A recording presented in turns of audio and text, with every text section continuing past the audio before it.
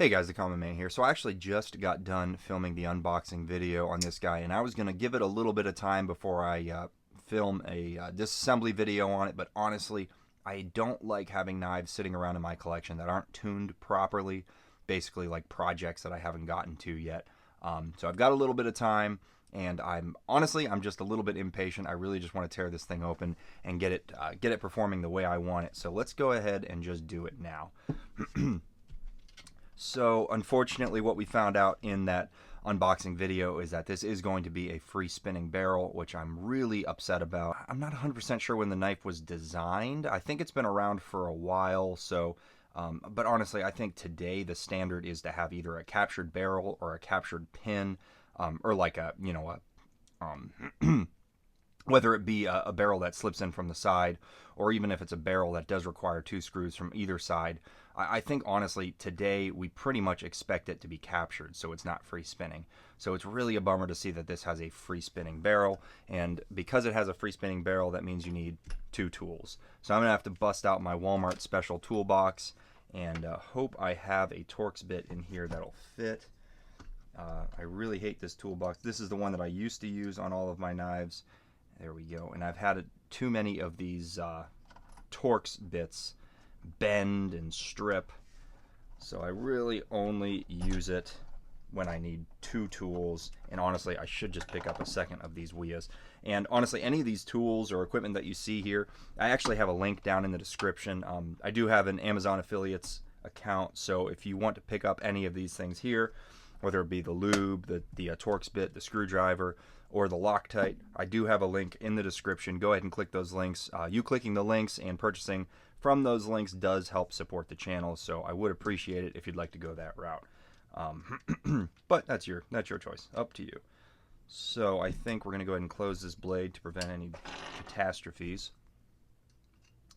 And we are going to do the dreaded 2 screwdriver pivot removal. I really don't like when you have to do this. Ugh, it's just a pain. Alright. So you gotta get it you gotta get the one screwdriver held with the one hand, and then this screwdriver held with this hand, and it's just... Then you gotta make sure neither of them spin. Alright, so there we go. Yeah, this really stinks. Can you tell? I don't like this pivot design. There we go. You know, I say it now because I've seen much better pivot designs, but even like the Spyderco pivots on the Para 3, the Paramilitary 2, the way that they use it is a captured barrel, but they use screws going in on either end as well. You know, it just, that design I also don't care for. Oh, look at this. Okay, so here we go. So am I wrong? I am wrong. So I thought it was going to be a barrel with a screw coming in on either end. However, this is going to be basically like a female barrel. So this is all one piece. It does have the bit there, and this is going to be a T8. So T8 on either side. But anyway, we're going to have a female side, and then we're going to have a male. Go ahead and put those, like I always do, orientation is going to be with the underside of the handle facing me, and then I'm going to set all of my screws kind of in orientation over here. And I still have not bought a disassembly mat. I really need to. Okay, so look at that big hole. Okay, so these are, oh jeez, come on, Berg Blades. This is going to be, what do we got here? Oh, that's a T7. I don't know why. No one ever uses a T7. And this is going to be T6. Yeah, so these back spacers are going to be T6. Let's see if we can do this without having to take that back spacer out completely. I'm going to go ahead and take off the show side scale and see if we can accomplish what we need to. Gosh, I was half expecting these to be free spinning as well. That would really make me upset. I can feel it, though. The other screw is pushing out, so I can tell that there is a barrel in there, I think, that is being held in by both screws. Yeah, we'll figure it out. How are we doing this? There. Okay, there's one of the bearings that just came out. And this is good because we're going to be able to clean up the bearings, clean up their race on the blade. Very cool. I love that. Milled out titanium. That's good. And that, you know, that's one thing. This knife is not particularly heavy. The weight on it is actually quite nice. It's a small knife, but even for the size, the weight is fine. And we have a pin. Okay, so this is going to be an internal pin. So it's an internal stop pin that runs in that cutout right here on the blade. You can see this U-shaped cutout. So that internal stop pin is going to ride right inside that channel in the blade. Very cool. So let's go ahead and start cleaning things up. Take that pin out. And I think I am going to use a little bit of alcohol because I'm noticing there's a fair amount of kind of metal dust in this. So you can tell it went through a break-in period and hasn't been cleaned since. And honestly, just through continual use, your knives... Oh no, there's the pin. Goodness, I almost lost the pin. Just through continual use in metal on metal contact and friction between the metal, you're gonna build up that kind of metal dust in your knives. That's pretty normal, but I am seeing a fair amount of it here, so that leads me to believe that this probably hasn't been cleaned. That's interesting. Look at that. That actually comes out. Very interesting. Okay. Oh boy, I've got a kid making some noise. I'm not sure if he's going to be waking up soon or not. That may throw things off a little bit. And it looks like there's actually a metal insert there for the bearing race. Yeah, so we're just going to go ahead and see if we can clean that up without having to pick it out of there, because I think you'd have to use a needle or something to get that out of there. We're going to try to avoid that. Again, my goal is just to get this cleaned up and get the action a little bit nicer and get just eliminate any blade play. We're going to go ahead and clean that detent ball. And I'm just using some rubbing alcohol. Get that detent ball cleaned up really well. We will get the lock face clean. This does have a lock bar insert. Doesn't look like... Oh, it is removable, so it's got a screw there. I thought it might be pinned, but it does have a screwed-in lock bar insert there. So that's nice to see. What else? And then the blade.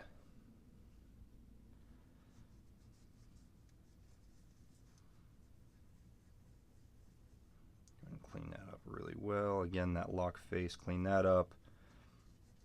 Okay. And then bearings.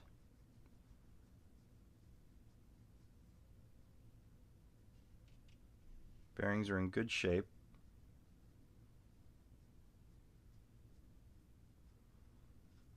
Cool.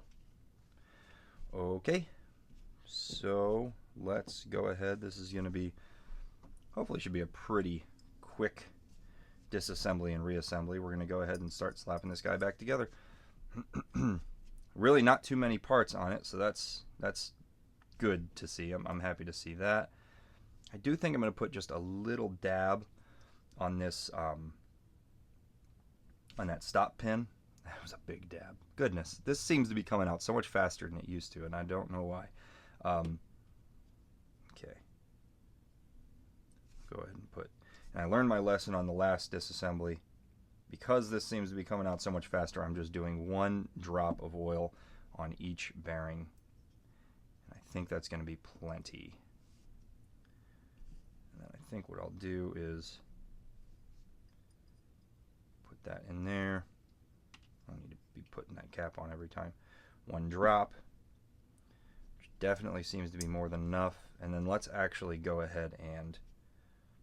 Oh, I didn't clean the barrel. This rag is starting to get kind of nasty. Make sure if your rags are starting to get really dirty and covered in that metal dust, it might be time to get a new rag, because you don't want to be just spreading that dust on all your, you know, on all your other components from other knives. So let's go ahead and put that barrel in there. The only advantage of having a free spinning barrel is that you don't have to worry about lining up like a D-shape you don't have to worry about lining up a flat spot, which can get kind of frustrating sometimes. So if there's yeah, I'm gonna put that one there. If there's any advantage to a free spinning barrel, that probably would be it. But I would say that's probably the only advantage. Free spinning barrels are just kind of a pet peeve of mine. Really don't enjoy it. There's a fair amount of Loctite on that screw as well. So I'm pinching right now. I'm keeping the pivot pinched because I don't want any of that coming apart. If I let go of it, that barrel is just going to fall right out. So what I'm going to do is just put a little dab of Loctite, very, very little bit. It's probably, yeah, that's definitely more than I need. That's fine. Go ahead and get that in, and I am just going to kind of barely snug. I can already feel that pivot barrel starting to spin around on the other side, so we're going to leave that where it's at. We're not going to tighten that down anymore just yet. Just like I always do, I'm inserting the backspacer screws without Loctite because I think Loctite is unnecessary unless you start having issues with them backing out on you for some reason, which on a backspacer, it shouldn't really happen. Shouldn't. That doesn't mean it won't. Okay, and I'm just gonna, again, just snug. Not tight, just snug. Oh, goodness. Yeah, so that needs, clearly that needs some work. Let's go ahead and, I might have to actually, of course, goodness, if you're going to get, if you're going to use a T8 on the pivot, I would ask that you use a T8 on the backspacers too. I don't like, I don't know, T6s I just don't like seeing on knives, period. Not a fan of T6s. Alright, blade centering looks good, however this is very tight. Okay, let's see if that did anything. Still very tight. So, oh, there we go. You can see how much of a pain it is when you have to use two tools. Still tight. Now what I'm going to do is I'm not tuning it at this point to make it drop shutty. I'm going to tune it to where the action is acceptable, and then I'm going to kind of work it a little bit. So like right there, I can get it to open with the flipper tab. I'm going to work it, and the reason I'm doing this is I really just want to get that lubricant spread around on those bearings. I didn't drop any lubricant on the detemp ball. I'm going to do that right now. Just a dab, not too much. Again, like I say in all of my disassembly videos, too much lubricant just attracts dirt and grit, and you don't want that getting up into those actions that require lubrication. So that's the reason you don't want to over lubricate. Okay, so that's that. Blade play. Still got blade play. It's tight. The pivot is tight. It does not have a smooth action. What am I doing here? Get this one. That's always a little frustrating. So we're going to go ahead and loosen that. Loosen that. We'll also loosen that one. And I don't know what's going on with this pocket clip. I'm going to hold off on that.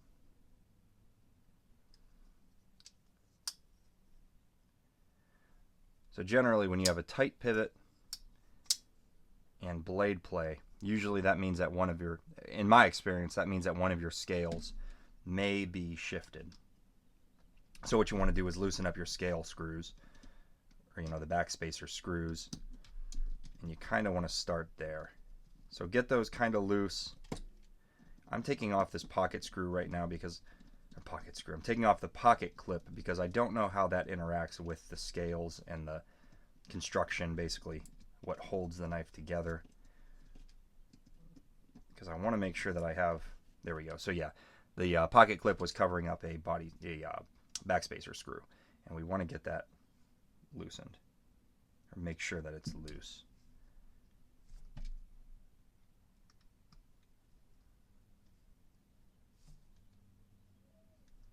Good, and that's loose. Good, okay. So the backspacer screws are all loose, which is what I want. Now what I'm going to do is